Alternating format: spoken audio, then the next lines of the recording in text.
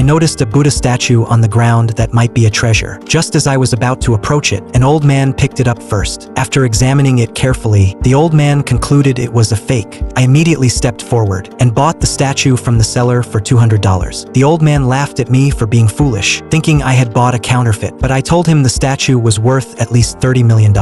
Both the seller and the old man were stunned, looking at me as if I were crazy, since it appeared to be a modern craft piece. So I made a bet with the old man to prove the statue's value was no less than $30 million. The seller advised me not to overestimate myself, telling me the old man was an antique appraiser who hadn't made a mistake in 50 years of practice. But I replied that I had never been wrong since the day I was born. The old man thought I was too arrogant and took me to have it authenticated. Soon, a woman arrived to assist with the appraisal. We handed her the statue for evaluation. She was shocked at first glance, then took out a magnifying glass to examine it carefully. The seller mentioned he had picked it up as scrap metal on the roadside and couldn't believe it was an antique, but the woman suddenly offered $1 million to buy it. Both the seller and the old man were astonished, unable to understand why she would buy a fake. The woman pointed to the base and craftsmanship of the statue, explaining that it was a special technique only used 1,000 years ago. The old man immediately realized it was a genuine treasure. The seller regretted selling the antique for only $200, but I said the price was too low and refused to sell. Everyone criticized me for being too greedy. Without explaining,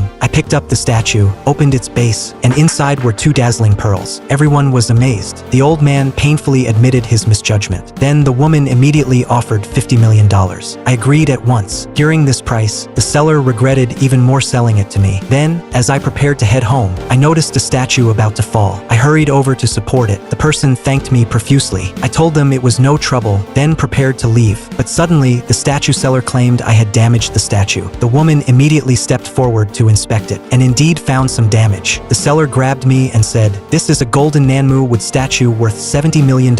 You have to pay for it." But the woman, seeing my plain clothing, didn't demand compensation. I then examined the damaged wooden statue and quickly noticed something wrong. I told the woman that the statue had already been damaged before, but no one believed me, thinking I was just making excuses. The woman also scolded me, saying I didn't need to compensate, and told me to leave quickly. Touched by her kindness, I didn't want her to be deceived by dishonest people, so I took out a lighter and lit the wooden statue on fire. Just as the seller was about to confront me, the woman suddenly smelled adhesive. Everyone then realized that the wooden statue had been damaged long before. The seller hurriedly apologized to the woman. Knowing she had learned the truth, I turned and left. Sometimes kindness doesn't need to be loudly proclaimed. It's enough to offer help when you see it. If you enjoyed this, remember to subscribe. Next time, I'll take you into more exciting worlds.